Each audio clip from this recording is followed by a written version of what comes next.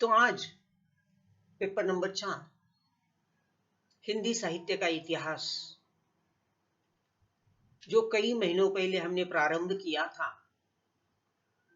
आज उस पेपर का अंतिम टॉपिक, जैसे कि कल के लेक्चर में हमने रीतिकाल के अंतर्गत रीतिबद्ध काव्यधारा की विशेषताओं को समझकर लेने का प्रयास किया। उसी रीतिकाल के अंतर्गत आने वाला दूसरा टॉपिक रीति मुक्त काव्यधारा। जैसे कि कहने की कोई आवश्यकता नहीं है, रीतिबद्ध काव्यधारा की जो विशेषताएं रही उसके बिल्कुल विरोधी रूप अपनाते हुए रीति मुक्त काव्यधारा अवतीर्ण होती है। पुनः एक बार मैं रीतिकाल पर आपकी स्मरण शक्ति को, यादों को तरोताजा करना चाहूंगा कि रीतिकाल जो 1700 से लेकर 1900 की अवधि में हिंदी साहित्य में आता है, 1700 से लेकर 1800 तक रीतिबद्ध काव्यधारा और बराबर 18वीं शताब्दी शुरू होते ही रीति मुक्त काव्यधारा आती है। ये रीति मुक्त काव्यधारा 18वीं शताब्दी में या उस काल की कविता में एक नवीन प्रकार की कविता लेकर आती है। ये नवीन प्रकार की कविता कैसी है? स्वच्छंद प्रेम धारा का विकास, यह इस रीति मुक्त काव्यधारा की विशेषता रही है। रीति मुक्त जाहिर है कि इसके पहले जो रीतिबद्ध काव्यधारा थी, रीति यानी कि रीति साहित्य शास्त्र या प्राचीन परंपरा, उन नियमों की चौकट से बंदिस्त कविता जो थी वो रीतिबद्ध काव्यधारा, यानी कि जिस कविता में साहित्य शास्त्र के बंधनों को नियम के चौखट में बंदिस्त होकर कविताएं लिखी गई, वो रीतिबद्ध काव्यधारा। और ये रीति मुक्त उन साहित्य शास्त्र के बंधनों के खिलाफ विद्रोह, बगावत या एल्गार करती हुई आई हुई कविता रीति मुक्त। रीति से मुक्त यानी कि साहित्य शास्त्र की प्राचीन परिपाटी नियम चौखट को तोड़कर जिस कविता ने स्वच्छंद और मुक्त रूप से प्रेम का गुणगान किया, वह कविता रीति मुक्त काव्यधारा। यानी कि यहां प्रारंभ हुआ था, इसके बीज यहां रीति काल में थे, जो आगे चलकर आधुनिक काल की में मराठी भाषा में जो कार्य बासी मर्ढेकर ने किया कि उन्होंने मराठी कविता को छंद से मुक्त किया। हिंदी में आधुनिक युग की कविता में सूर्यकांत त्रिपाठी निराला ने हिंदी की कविता को छंद से मुक्त किया। ये दोनों बातें मैं आधुनिक काल की कह रहा हूं, जो कि इस रीति काल के बाद आने वाली है। यानी कि अगले सत्र में, सत्र नंबर 6 में, इसी पेपर में आप उस आधुनिक काल को पढ़ेंगे। उसका बीज यहां रीति मुक्त काव्यधारा में बोया था। यहां यह कविता कैसी है बीज के रूप में? इससे ये रीति से मुक्त हुई। और प्रमुख रूप से रीति ये शब्द मैं बार बार पुकार रहा हूं, यानी कि अलंकार शास्त्र के बोझ से जो कविता दबी थी, अलंकारों की गुलामी की बेड़ियों में जो कविता कैद थी, उस कविता को इन कवियों ने उस अलंकारों की सत्ता से मुक्त किया। क्योंकि अब तक हिंदी की कविता में यह था कि जिसे उस हिंदी का साहित्य शास्त्र का ज्ञान है। साहित्य शास्त्र यानी कि साहित्य, अलंकार, छंद, रस, शब्द शक्ति, रीति, इनका ज्ञान होगा तो ही वो कवि कविता लिख सकता था। यानी कि उसे शास्त्रीय ज्ञान चाहिए साहित्य का, उसके लक्षण मालूम चाहिए, तभी वो कविता कर सकता था। अब ये कविता उन रीति से मुक्त हुई, यानी कि उन कवियों ने साहित्य के लक्षण भी लिखे और लक्ष्य या उदाहरण के रूप में कविता भी लिखी। रीति मुक्त कवियों ने क्या किया? ना तो साहित्य शास्त्र के लक्षण लिखे और लक्षण लिखे बिना कविता लिखी लक्ष्य रूप में। यानी कि आज हम देखते हैं कवियों की जो घास उगकर आई है, ये इसका कारण क्या है कि आज हर कोई उठता है और र को र मिलाकर, टो को टो मिलाकर कोई भी पंक्तियां लिख देता और उसे कहता ये मेरी कविता है, और हम भी बेचारे लोग उसे कविता के रूप में स्वीकार करते। उसमें ना अलंकार है, ना छंद है, ना रस है, ना कोई साहित्य शास्त्र के बंधन है, वो कविता है और वो आधुनिक युग की देन। और इस कारण इस तरह से ये रीति मुक्त कविता स्वच्छंद कविता है, मुक्त कविता है। और ये स्वच्छंद और मुक्त हुई कविता ने प्रेम का गुणगान किया। इन्होंने प्रेम की महत्ता लोगों को सुनाई। इस कारण इस रीति मुक्त कवियों को इस तरह से प्रेमी गायक कहा जाता है। ये उन्मुक्त हृदय के कवि अपनी भावों की उन्मुक्तता को बड़े सरस ढंग से नियमों में न बांधते हुए उस श्रृंखल रूप में इस तरह से अपनी कविता लिखते हैं।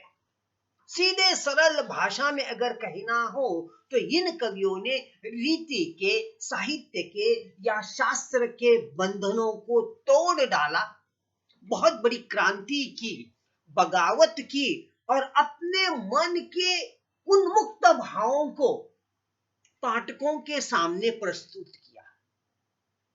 और बहुत बड़े सौभाग्य की बात है, इस रीति मुक्त काव्य धारा के कवियों में वे बहुत बड़े नाम आते हैं। उन नामों में कवि घनानंद, कवि बोधा, कवि आलम, कवि ठाकुर, इन्होंने इस तरह से रीति मुक्त काव्य धारा की कविता लिखने वाले उच्च कोटि के कवि रहे हैं। इस तरह से इन्होंने काव्य के, साहित्य के लक्षण ग्रंथ नहीं लिखे, लेकिन अपने मन के जो भाव पक्ष है या अपने मन के भावों को प्रधानता दी और उसे कविता में प्रस्तुत किया। और जाहिर है इस कारण इनकी शैली अलंकारिकता के अनावश्यक बोझ से दबी हुई नहीं है और ना ही इन्होंने सामाजिकता की अवहेलना की, उल्टा भाषा के क्षेत्र में और अधिक गहराई इनकी कविता में हमें देखने मिलती है। अब ये ऐसी जो रीति मुक्त काव्य धारा की कविता है, जैसा कि मैंने अभी कहा, घनानंद है, आलम है, बोधा है, ठाकुर है, इन्होंने जो काव्य रचना की और उनके काव्य को पढ़ने के बाद उसकी जो विशेषताएं हमारे सामने आती है वो उसी प्रकार 13-14 विशेषता है।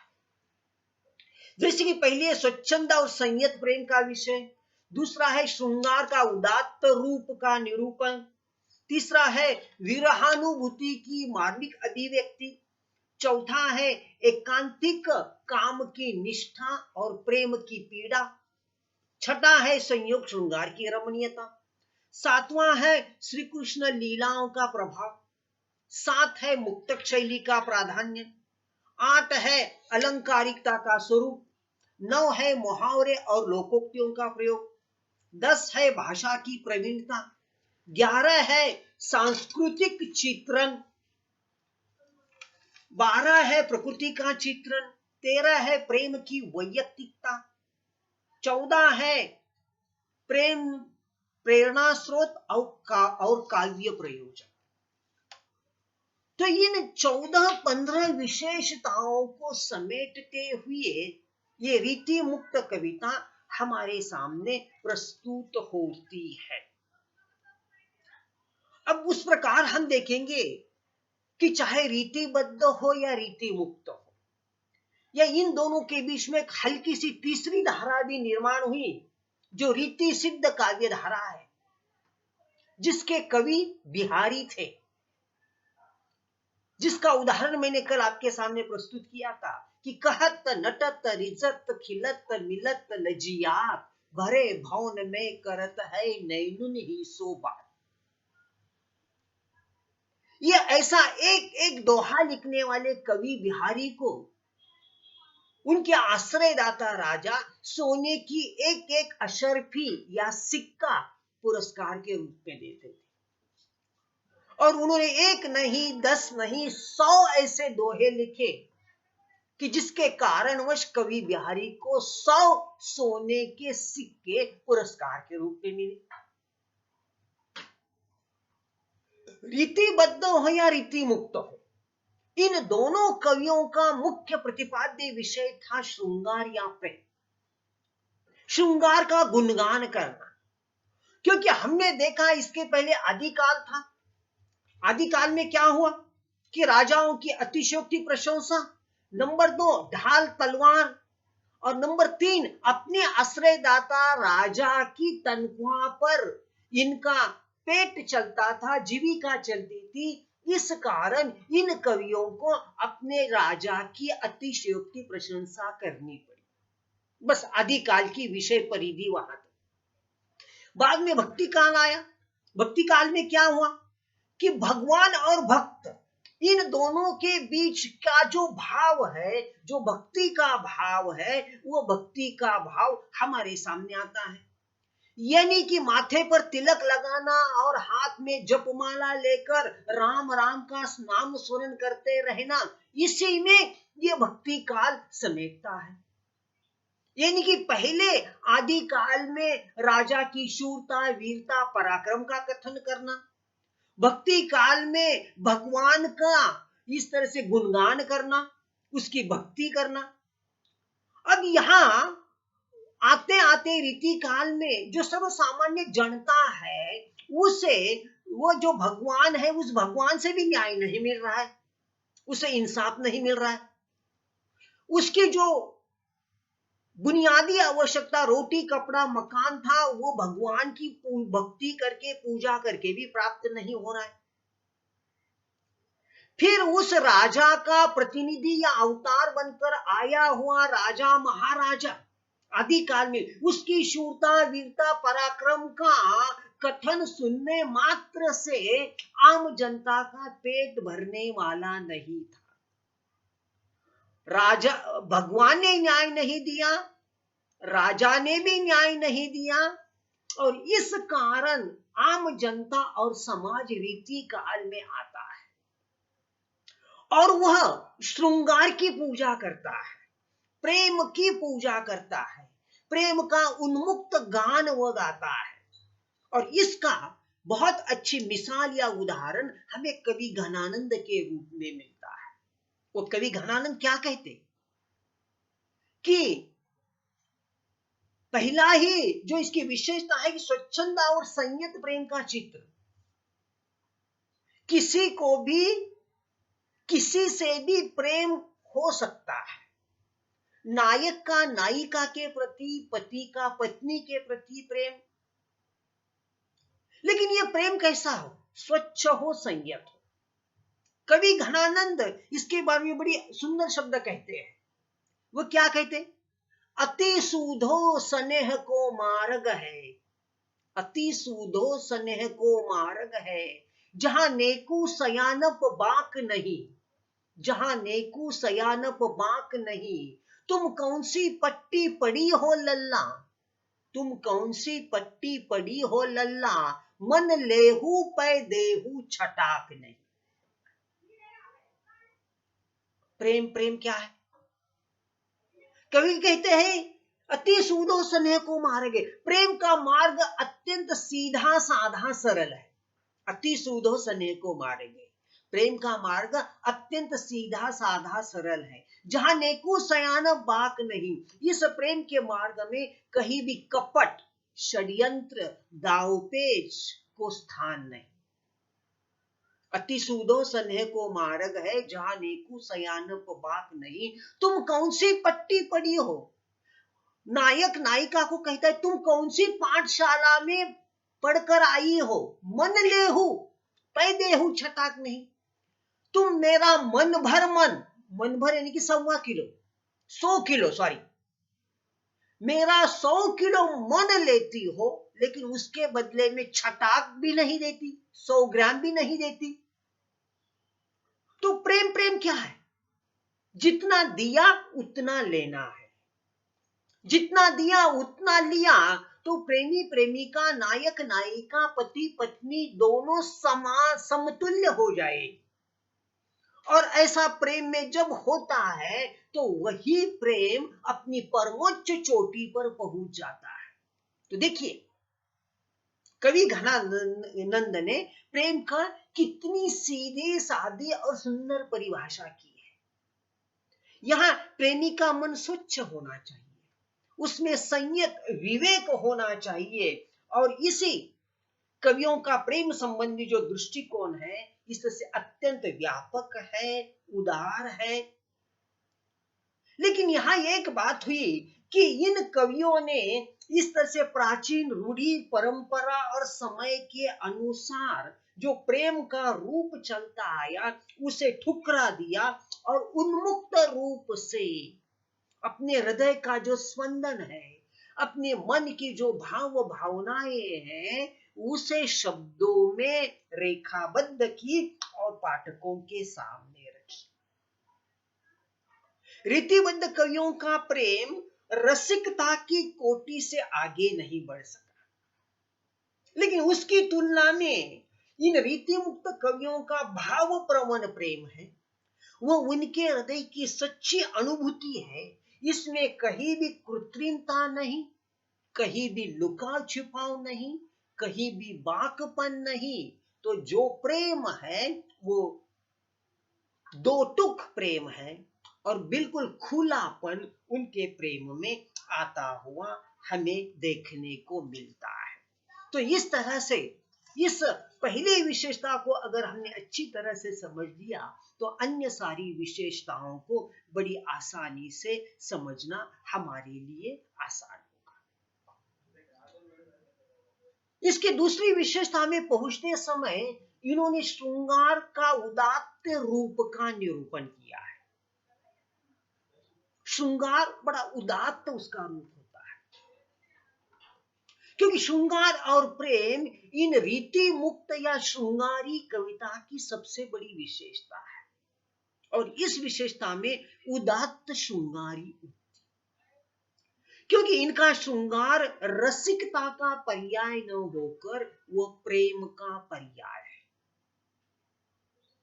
क्योंकि आजकल आधुनिक युग में और आपकी युवा पीढ़ी में प्रेम को लेकर जो बातें होती हैं और उस प्रेम का जो एक उच्छृंखल रूप आजकल की बॉलीवुड की सिनेमा में या युवा पीढ़ियों को सुनते समय दिखाई देता है, वो उस प्रेम का बड़ा उच्छृंखल रूप है। उसमें वो प्रेम की गहराई नहीं, व्यापकता नहीं, उदारता नहीं। आपकी युवा पीढ़ी का और बॉलीवुड के प्रेम का क्या रूप है? कि तू नहीं तो और सही, और नहीं तो और सही।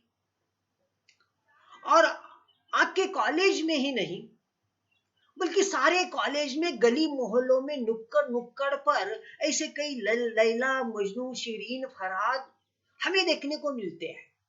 इनका प्रेम कैसा है कि जैसे कि इस तरह से हम देखते हैं कि कोई भी लड़का इस तरह से बड़ी तेज आवाज करके गाड़ी का धुआं छोड़कर आता है, हाथ में मोबाइल है, कीमती मोबाइल है, और उस पर कॉलेज की लड़कियां फिदा हो जाती है।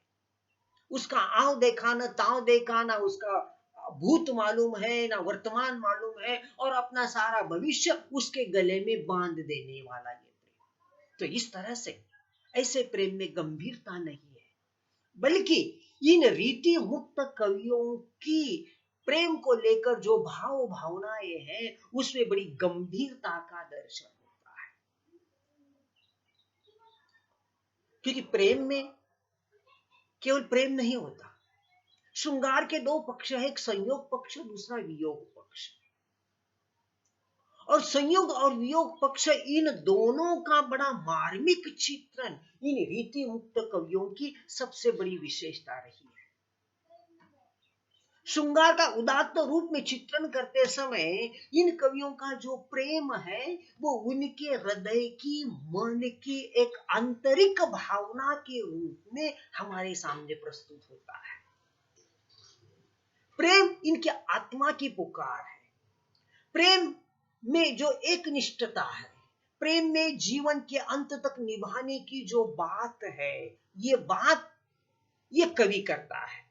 इस कारण श्रृंगार का बड़ा उदात्त रूप में चित्रण इन कवियों की सबसे बड़ी विशेषता है। शायद ये दूसरी विशेषता आपकी समझ में आई हो, तो हम तीसरी उसकी प्रवृत्ति की ओर बढ़ेंगे। वह है विरह की मार्मिक अभिव्यक्ति या मार्मिक व्यंजन। प्रेम में सिर्फ संयोग नहीं होता। संयोग यानी कि नायक नायिका, पति पत्नी या प्रेमी प्रेमी, इन दोनों का मिलन।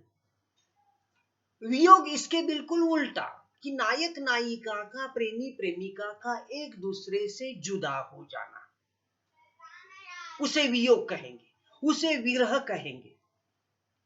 और उस विरह की मार्मिक अभिव्यक्ति इस काव्य की विशेषता बनी। कैसे? ये कहते हैं कि प्रेम की पूर्णता कहाँ है? विरह दशा में ही प्रेम की पूर्णता है। शायद आपको याद आता होगा, इसके पहले मैंने कई बार उदाहरण दिया है कि भरपेट खाने में मजा है या भूखे रहने में मजा है। नंबर 2, गर्मी में पसीने से लथपथ होने में मजा है या घर में बैठे पंखे की हवा झेलने में मजा है। नंबर 3, परीक्षा में पास होने में मजा है या फेल होने में मजा है। आपका रुख अलग होगा, लेकिन मैं कहूंगा भूखे रहने में मजा है, पसीने से लथपथ होने में मजा है, फेल होने में मजा है। क्यों?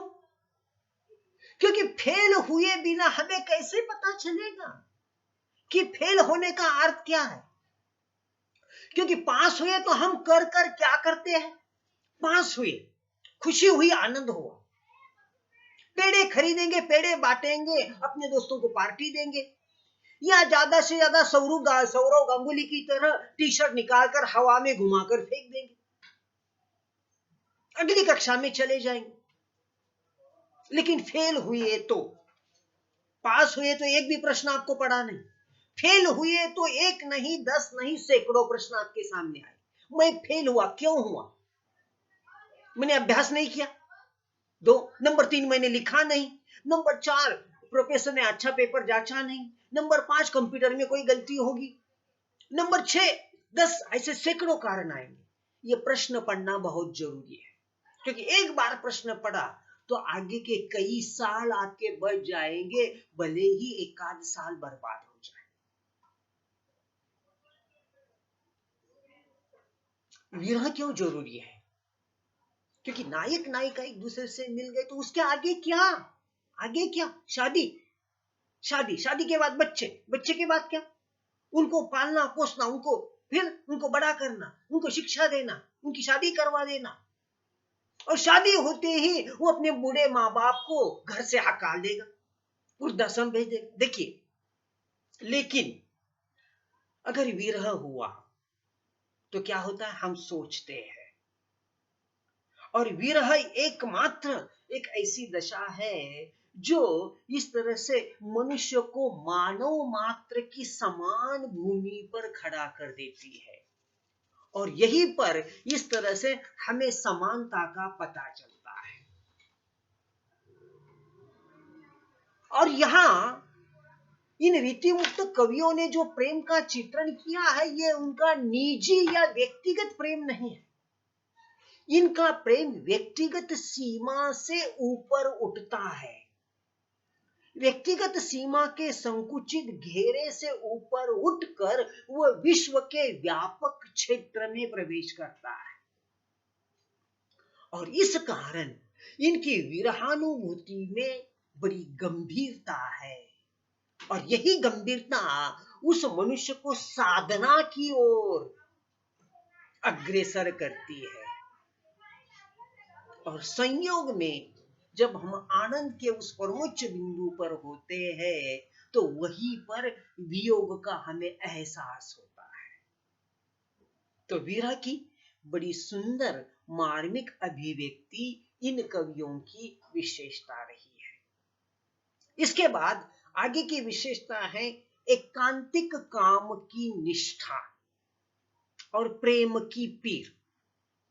प्रेम की पीर, प्रेम की पीड़ा। पीर यानी कि पीड़ा या वेदना। इन रीति मुक्त कवि या चाहे रीतिबद्ध कवि हो, इन दोनों विधाओं के कवि पर फारसी भाषा और फारसी शैली का बहुत बड़ा प्रभाव पड़ा था। क्यों? कारण क्या था? क्योंकि ये तमाम सारे कवि राजाओं के दरबार में आश्रित रूप में थे और राजा के दरबार में आश्रय में थे, और दरबार की मुख्य भाषा फारसी थी। इस कारण इन हिंदी में लिखने वाली कवियों की कविता पर भी फारसी भाषा और फारसी शैली का बहुत बड़ा प्रभाव पड़ा हुआ हमें देखने को मिलता है। और फारसी में एक तरफा प्रेम की चर्चा हुई है। जैसे आज की भाषा में आप वन साइडेड लोग कहते हैं, ऐसा एक तरफा प्रेम और प्रेम की अनन्य निष्ठा, भले एक तरफा हो लेकिन इनका प्रेम अनन्य प्रेम था। और एक तरफा प्रेम और प्रेम की निष्ठा, इन दो बातों का घनानंद हो, बोधा हो, आलम हो या ठाकुर हो, इनकी कविताओं पर प्रभाव पड़ा हुआ हमें देखने को मिलता है। कैसे? उदाहरण देखिए। पुनः पुनः मैं उस घनानंद का है उदाहरण देने का प्रयास करूंगा। अपनी प्रेम की वेदना और पीड़ा को घनानंद किन शब्दों में प्रकट करते हैं? देखिए उनकी दो पंक्तियां। ही आखिन नेह की पीरत की, ही आखिन नेह की पीरत की, समुझे कविता घनानंद की। घनानंद की कविता समझकर लेनी है तो प्रोफेसर गोरे हो या उनसे बढ़कर 10-100 गुना अधिक विद्वान भी क्यों न हो, वो घनानंद की कविता आपको समझा कर देने में सक्षम नहीं है। फिर तो बड़ी बात आई। फिर क्या करें? समझे कविता घनानंद की। आपको घनानंद की कविता समझ कर लेनी है तो क्या होना पड़ेगा? ही आखिन नेह की पीरत की। ही यानी कि हृदय। आपके हृदय को आंखें चाहिए। हृदय को आंखें होगी तो ही आप इस से घनानंद के प्रेम की पीर को, प्रेम की वेदना को, प्रेम की पीड़ा को समझ सकोगे।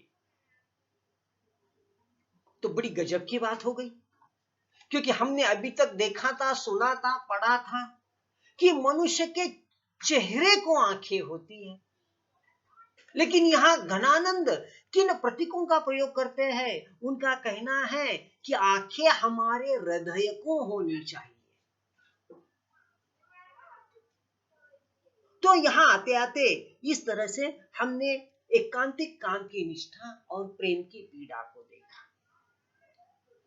आगे की विशेषता है संयोग श्रृंगार की रमणीयता। कि संयोग हो, श्रृंगार हो, प्रेम हो, बड़ा रमणीय होता है, बड़ा सरस होता है, क्योंकि वो नीरस नहीं होता, उसमें विद्रुपता नहीं होती, क्योंकि सच्चे हृदय से, सच्चे मन की भावना से इस तरह से प्रेम किया तो उसमें अपने आप रमणीयता आती है। और इन कवियों की सबसे बड़ी बात यह रही कि इन्होंने श्रृंगार के दोनों पक्षों का वर्णन किया, एक संयोग पक्ष का भी वर्णन किया और वियोग पक्ष का भी वर्णन किया। तो संयोग पक्ष का वर्णन करते समय इस तरह से ये कवि नायिका की आंखों में प्रियतम के प्रभाव को देखता है, क्योंकि प्रियतम को देखते ही नायिका की आंखें बोलने लगती, उसके चेहरे के हाव भाव बदलने लगते, उसके आंखों का रंग लाली लाल हो जाता।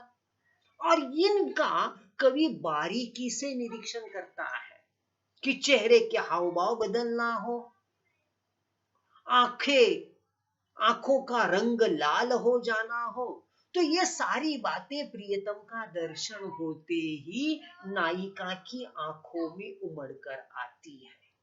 तो इस तरह से ये नायिका किस प्रकार अपनी आंखों को अपलक दृष्टि से बिना आंखों को झुकाते हुए अपने प्रियतम को देखती है, और ये करते समय उसकी वर्ण की मुद्राओं, उसके हाव भावों का प्रेम पर बड़ा प्रभाव पड़ता है। और विशेषता ये कवि हमारे देश को, तत्कालीन हिंदुस्तान हो या आज का भारत, इसका वर्णन करते समय कहा जाता है कि भारत त्योहारों का देश है, उत्सवों का देश है।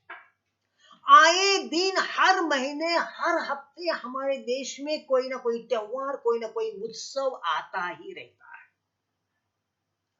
और उन त्योहारों में विशेषता यह है कि नारी द्वारा किए जाने वाले त्योहारों की अधिकता है।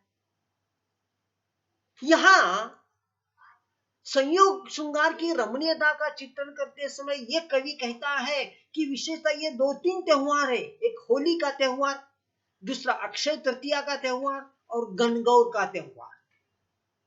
इसमें नारी बड़ा शिरजोर होकर हिस्सा लेती है। होली यानी कि होली का रंग खेलने की बात हो, अक्तीज यानी कि अक्षय तृतीया हो, गणगौर यानी कि मंगला गौर या लक्ष्मी का उत्सव हो, तो इन उत्सवों में नारी बड़े जोर शोर से हिस्सा लेती हुई हमें देखने को मिलती है। तो इसका बड़ा सुंदर चित्रण इन कविता में होता हुआ हमें देखने को मिलता है। अगर समय खत्म हुआ तो पुनः एक बार रिज्वाइन होना है और 6:10, 6:15 तक हम इस लेक्चर को आगे कंटिन्यू करेंगे, क्योंकि आज ये टॉपिक ही नहीं, पेपर को भी हम कंप्लीट कर देंगे। आगे की विशेषता है श्री कृष्ण की लीलाओं का प्रभाव। अभी यहां बीच में श्री कृष्ण क्यों आया, आपके मन में प्रश्न पड़ा होगा। क्योंकि हमने भक्ति काल में कृष्ण भक्ति शाखा को एक विशेष रूप में देखा, वहां चहु और वो सावला सलोना छैल छबीला नटनागर श्री कृष्ण छाया हुआ है। यहां क्यों आया रीति काल में? तो देखिए, श्री कृष्ण को हम किस रूप में देखते हैं, उसमें से श्री कृष्ण का वो रूप सभी को प्रिय है। गोप गोपियों के बीच में खेलता रमता हुआ कन्हैया, और विशेषता गोपियों में रमता हुआ, अपने ओठों से बांसुरी लगाकर जब संगीत की धुन छेड़ता है, जंगलों में वो किसी पेड़ के नीचे बैठा हुआ है और दोपहर के समय गोपियां अपना सारा काम धाम छोड़कर अपने कृष्ण का रूप देखने के लिए, उस कृष्ण का संगीत सुनने के लिए जंगल में भाग पड़ती।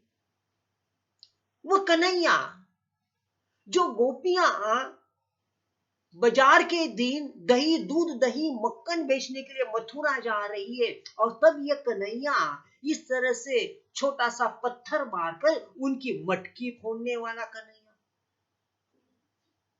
वह कन्हैया कि जो गोप गोपियों के घर दूध दही मक्खन चुराकर खाने वाला कन्हैया, ऐसा कन्हैया कि जिस कन्हैया के बारे में कहा जाता है जो 16 सहस्त्र पद्मिनी नारियों का पति था। मोटा मोटी अगर संक्षेप में आपको यह कहूं तो अतिशयोक्ति नहीं होगी कि प्रेम श्रृंगार का प्रतीक श्री कृष्ण है। वो कई लीलाएं करता है। श्रृंगार का प्रेम का प्रतीक कृष्ण, और यहां तो रीति काल है, रीति मुक्त काव्य धारा है कि रीति मुक्त काव्य धारा का मुख्य प्रतिपाद्य विषय श्रृंगार है। और फिर इन कवियों को श्री कृष्ण का मोह कैसे छूट पड़ेगा?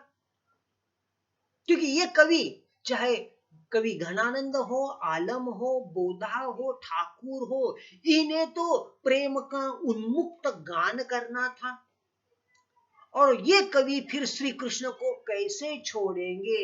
श्री कृष्ण के उदाहरण के माध्यम से, श्री कृष्ण को प्रतीक बनाकर उसके माध्यम से इन्होंने श्रृंगार का और प्रेम का खूब वर्णन किया, उन्मुक्त रूप में चित्रण किया, जो कि इनके विषय के प्रतिपादन के लिए बहुत ही आवश्यक और जरूरी था।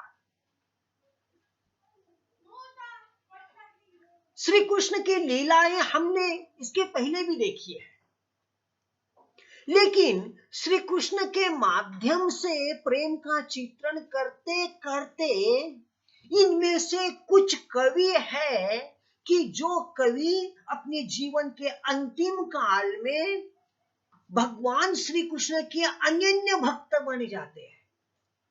थे कवि, लेकिन प्रेम का चित्रण करते करते श्री कृष्ण की रट लगाते लगाते अंतिम फल यह होता है कि इनमें से कुछ कवि कृष्ण के अनन्य भक्त बन जाते हैं। इसमें दो नाम बड़े प्रमुख हैं, एक कवि घनानंद और कवि रसखान, कि ये दोनों इस तरह से क्या होते हैं, अपने अंतिम काल में इस तरह से भगवान श्री कृष्ण का भक्त बन जाते हैं। तो देखिए, आदमी कहां से कहा जाता है? पहला, ये आदमी घनानंद हो या कवि रसखान हो, ये प्रेमी गायक थे, ये प्रेमी थे, और जीवन के अंतिम काल तक आते आते भगवान श्री कृष्ण के वे भक्त बन जाते हैं। यानी कि इस तरह से किसी मनुष्य में कितना आमूल चूल परिवर्तन होता है, इसका उदाहरण हमें कवि घनानंद और कवि रसखान के रूप में देखने को मिलेगा। अब आगे की विशेषता है कि इस तरह से इन्होंने अपनी कविता में, कि इनकी कविता की विशेषता एक रही कि मुहावरे और लोकोक्तियों का मनोहर विधान, कि स्वच्छंद धारा के इन कवियों ने, रीति मुक्त धारा के इन कवियों ने मुहावरे लोकोक्तियों का खूब प्रयोग किया। मुहावरे यानी कि मराठी में फ्रेजेस, अंग्रेजी में फ्रेजेस, मराठी में म्हणी। इन कवियों ने अपने काव्य में मुहावरे, कहावतें और लोकोक्तियों का बड़ा खूब और सुंदर प्रयोग किया। इस कारण इनके कथन में बड़ी स्वाभाविकता आई। आप देखिएगा, आपके गांव में भी ऐसे कुछ अनपढ़ लोग होते हैं जो काला अक्षर भैंस बराबर होते हैं, जिन्होंने कभी स्कूल के दरवाजे पर दस्तक नहीं दी। वे बातों बातों में अनपढ़ होने के बावजूद भी इतनी सारी मनिया, मुहावरे, लोकोक्तियां कहते हैं कि वह सुनते सुनते उनका अर्थ लगाते लगाते पढ़े लिखे लोग भी हैरान हो जाते। क्यों? क्योंकि हमारी जन भाषा में, हमारे गांवों में ऐसी कहावतें, मुहावरों का खूब प्रयोग किया जाता है, अनपढ़ लोग भी करते। इन रीति मुक्त कवियों ने अपने कथन में मुहावरे, कहावतें और लोकोक्तियों का खूब प्रयोग किया, सुंदर प्रयोग किया, इस कारण फिर इनकी कविता पढ़ते समय अपने आप उनके वर्णन में स्वाभाविकता आई, वो भाषा लोगों को अपने लगने लगी। नंबर 1। नंबर 2, उनके कथन में भाव व्यंजकता आई कि कवि को जो कहना है, जिन भावों को प्रकट करना है, वो भाव काफी आसानी से पाठकों तक पहुंचते रहे। नंबर 3, इन कवियों ने मुहावरों का इतना सुंदर प्रयोग किया कि देखिए एक उदाहरण, लोग है लागी कवित्त बनावत, लोग है लागी कवित्त बनावत, मोही तो मेरी कविता बनावत। कि लोग कविता बनाने के पीछे पड़े हुए हैं। मुझे पता नहीं आपने कभी कविता बनाई या नहीं, कविता बनाकर देखिए, कई घंटों बैठने पड़ते हैं, कई कितने कागजों पर लिखना पड़ता, पसंद नहीं आई कागज लिखा, फाड़कर फेंक दिया, दूसरा लिया, तीसरा लिया, बहुत परिश्रम कष्ट मेहनत के बाद कविता लिखी जाती है। ये कवि कहता है लोग कविता करने के पीछे पड़े हुए हैं, लेकिन मेरा सौभाग्य देखिए कि मोही तो मेरी कविता बनाती, मुझे तो मेरी कविता बनाती है। अगर समय खत्म हुआ तो ज्यादा नहीं, एक 6:05 या 10 मिनट तक ये टॉपिक पूरा हो जाएगा। तो इतनी कहावतें और मुहावरों का बड़ा सुंदर प्रयोग इन कवियों ने किया हुआ हमें देखने को मिलता है। अब इसके बाद आगे की विशेषता है भाषा की प्रवीणता। इन रीतिमुक्त कवियों ने किस भाषा का प्रयोग किया?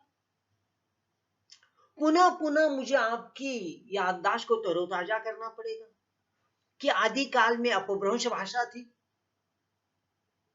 भक्ति काल में संत काव्य के कबीर की भाषा सदुक्कड़ी या खिचड़ी भाषा थी, सूफी कवि या जायसी की भाषा अवधी थी, फिर राम काव्य की तुलसीदास की भाषा भी अवधी रही, फिर कृष्ण भक्ति या सूरदास की भाषा ब्रज भाषा रही, फिर रीति काल में रीतिबद्ध कवियों की भाषा भी ब्रज रही, रीतिबद्ध की ब्रज भाषा, रीति मुक्त कवियों की भी ब्रज भाषा। फिर आप कहेंगे ये कौन सी विशेषता है? हाँ, भले ही इसके पहले कृष्ण भक्ति शाखा में या रीतिबद्ध काव्य धारा में ब्रज भाषा का प्रयोग किया गया हो, ब्रज भाषा में उन्होंने कविता लिखी होगी, इन्होंने भी ब्रज भाषा में लिखी, लेकिन इन्होंने अपनी कविता में ब्रज भाषा का इतना असाधारण, इतना अपूर्व और इतना सुंदर ब्रज भाषा का प्रयोग किया कि ब्रज भाषा एक साहित्यिक भाषा के रूप में प्रतिष्ठित। क्यों? इसके पहले भी ब्रज भाषा थी, लेकिन ब्रज भाषा का असाधारण प्रयोग का अर्थ क्या? असाधारण प्रयोग का अर्थ है कि इसके पहले की ब्रज भाषा अलंकारों की सत्ता में जकड़ी थी, अलंकारों में कैद ऐसी ब्रज भाषा थी। पहली बार रीति मुक्त कवियों ने उस ब्रज भाषा को अलंकारों की गुलामी की बेड़ियों से जो बंदिस्त थी उसे मुक्त किया।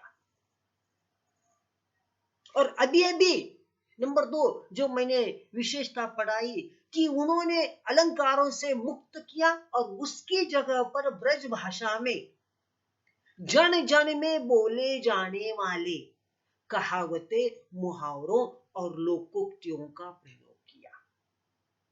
और ये कहावतें, मुहावरे, लोकोक्तियों का अर्थ जानने के लिए गांव के अनपढ़, गंवार, कालाक्षर, भैंस बराबर ऐसे किसान मजदूरों को स्कूल का दरवाजे पर दस्तक देने की जरूरत नहीं होती, वो उसका अर्थ भली भांति समझते हैं। इस कारण इन कवियों की कविता जन जन तक पहुंची, गांव गांव तक पहुंची, खेती खेती खलिहानों तक पहुंची।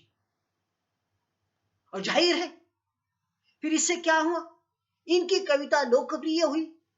कविता लोकप्रिय हुई तो उस कविता की ब्रज भाषा अपने आप लोकप्रिय हुई।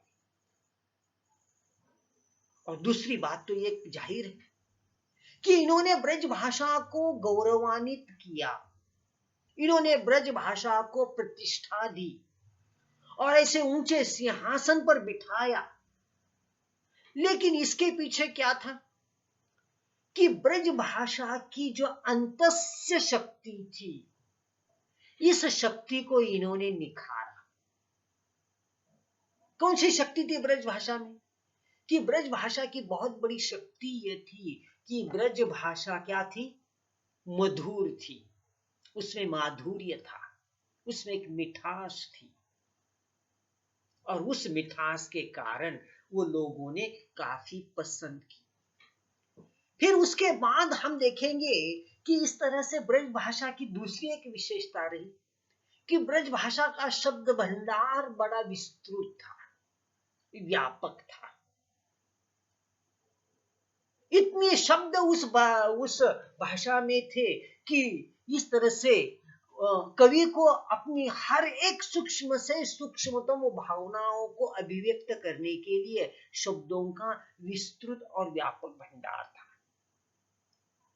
और ये दूसरी बात ये थी कि इन्होंने अपनी ब्रज भाषा में संस्कृत के शब्दों को ग्रहण किया, अरबी के शब्दों को लिया, फारसी के शब्दों को लिया, और इस कारण अन्य कई भाषाओं के शब्दों को लेने के कारण इस तरह से ये भाषा बड़ी समृद्ध और विकसित होती हुई देखने को मिलती है। अंतिम विशेषता के रूप में हम देखेंगे कि तत्कालीन सांस्कृतिक झांकी। इन कवियों ने क्या किया? स्वच्छंद प्रवृत्ति के कवि थे, उन्मुक्त भाव के कवि थे। अपनी स्वच्छंद प्रवृत्ति के कारण इन्होंने तत्कालीन देश की सांस्कृतिक चित्र को बड़े समर्थ ढंग से प्रकट किया। क्योंकि देश का सांस्कृतिक चित्र क्या है, यह बहुत जरूरी होता है। और इस कारण इन्होंने अपने देश के सांस्कृतिक चित्र को प्रकट करते समय इस तरह से समाज का जो उल्लास का क्षण होता है, विशेषता व्रत, त्योहार और उत्सव, इन व्रत, त्योहार और उत्सव का वर्णन इन्होंने बड़े सुंदर ढंग से किया। जैसे कि अभी अभी मैंने कहा था कि इस तरह से जीवन का वैभवशाली चित्रण करते समय इन्होंने अकतीज, गणगौर, बट सावित्री, होली ऐसे उत्सवों का चित्रण किया। बट सावित्री, जो वट वृक्ष होता है, महिलाएं उसको फेरे लगाकर सातों जन्म मुझे यही पति मिले ऐसी मांग करने वाला ये त्योहार। अक्षय अकतीज यानी कि अक्षय तृतीया का त्योहार, होली यानी कि रंगों का त्योहार, गणगौर यानी कि इस तरह से लक्ष्मी का त्योहार। तो इस चित्रण में इस तरह से कवि सेनापति बड़े माहिर थे, कवि ठाकुर थे। नरोत्तम दास ने तो उस समय के त्योहारों का चित्रण करते समय नारी को प्रमुख स्थान दिया, और नारी इन त्योहारों के कारण किस प्रकार सजती धजती है और अपने आनंद और उमंग का किस तरह से प्रस्तुतिकरण करती है, इसके बड़े सुंदर चित्र अपनी कविताओं में खींचे हैं। तो देखिए दोस्तों, यहां आते आते इस तरह से रीति मुक्त काव्य धारा की विशेषता पूरी हो जाती है। पुनः एक बार पेपर नंबर 4 हिंदी साहित्य का इतिहास, आदि काल को देखा हमने, भक्ति काल को देखा, रीति काल को देखा, और इन तीनों टॉपिक के साथ इस तरह से अगर ये पेपर कंप्लीट हुआ, अगर मैं ये घोषित करूं तो उसमें कोई कोताही नहीं होगी। अब इस पूरे पेपर को लेकर आपके मन में कोई शंका हो, कोई प्रश्न हो तो जरूर पूछिएगा। चलो, है कोई प्रश्न? पूजा, पूजा, श्वेता गई क्या? पूजा, आवाज आती है? कोई शंका है? कोई शंका है? फिर परीक्षा परीक्षा कैसे देगी? परीक्षा में क्या पूछा जाएगा? श्वेता कहाँ गई? कितने बच्चे हैं?